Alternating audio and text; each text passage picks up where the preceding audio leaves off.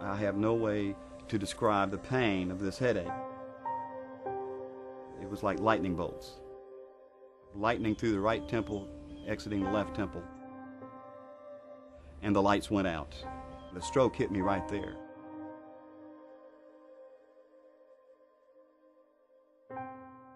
After having emergency open heart surgery, of course, I was bedridden. I was pretty much recluse to my home. We almost had to have somebody here with him most of the time. It was before we got the alarm. We had ADT many years ago, but that wasn't satisfactory.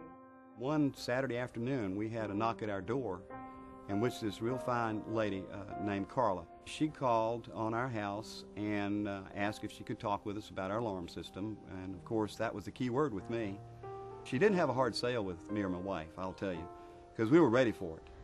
Luckily, we never had to have that, had to use it until, of course, recently when he had the stroke. At that time, I was taking care of my granddaughter. My son and his wife, they both work. So when she gets out of school, she usually comes and I'll take care of her for a while. I started feeling I don't know how, it's really no way I can describe how I felt. It was not a normal feeling. Well, fortunately, my brother-in-law was here to visit his mother, my mother-in-law. And he was 2 or 3 landings below me on the steps. And he'd not been there, I'd have rolled down the steps. That part was actually a little bit scary. I didn't want him to die.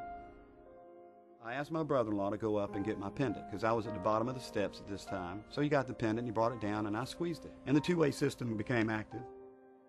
That's when Sonny was conversing with the lady at the system there, and she's the one that called the EMS and had them come here and converse with him until they came and took him to the hospital. I mean, it was wonderful. You cannot find a way to describe how comfortable it makes one feel that at a touch of a button in a matter of seconds there's somebody hovering over you to save your life. The time response that you get to a facility that has the ability to handle a stroke will dictate what your circumstance and what you're going to be after that stroke. And it wasn't less than 5 minutes before the EMS and the police were here.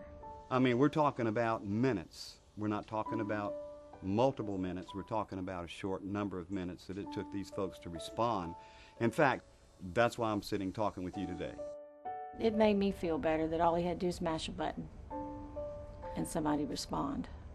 I didn't know that the police would come. I only thought the ambulance would come. The minute that I got on that gurney in the EMS unit and was being transported, I had that warm feeling that, hey, I'm going to be fine. I don't have the words to describe how satisfied I've been with my total association with APX.